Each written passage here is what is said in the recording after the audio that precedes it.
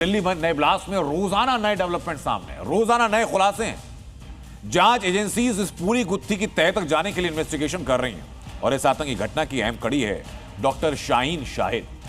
शाहीन शाहिद जिसकी तस्वीर आप मेरी दाईं तरफ देख रहे हैं, इसी के साथ पूछताछ में खुलासा यह हुआ और पता यह चला कि इस पूरे आतंकी खेल का सबसे बड़े किरदारों में से एक शाहीन शाहिद है। शाहीन शाहिद के टारगेट पर कोई एक लोकेशन, कोई एक इलाका या कोई एक शहर नहीं था, बल्कि देश के अलग अलग हिस्सों में ऐसे ही मानव बम को प्लांट करना था।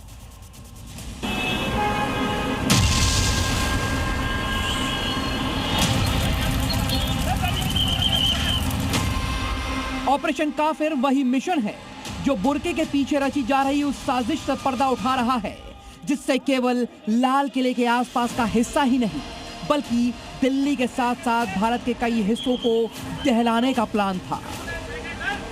जैश की लेडी आतंकी डॉक्टर शाहीन बुर्के के पीछे इस साजिश को अंजाम देने के लिए दिन रात खामोशी से काम कर रही थी, लेकिन ऐसा कुछ हो पाता उससे पहले ही ऑपरेशन काफिर उसकी गिरफ्तारी के साथ ही दफन हो गया।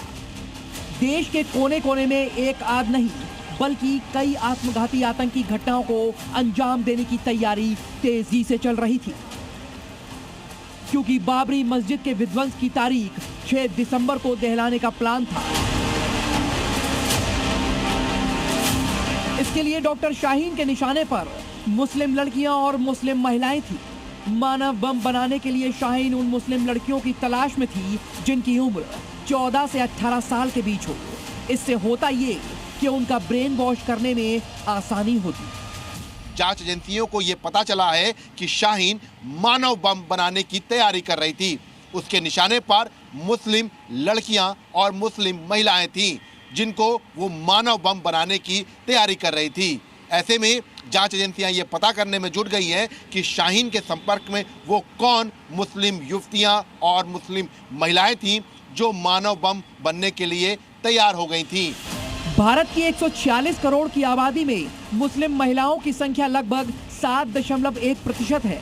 सोचिए, अगर इस आबादी का कुछ हिस्सा भी मानव बम में बदल जाता तो कितना बड़ा आतंकी हमला हो सकता था, कितनी जाने जा सकती थी।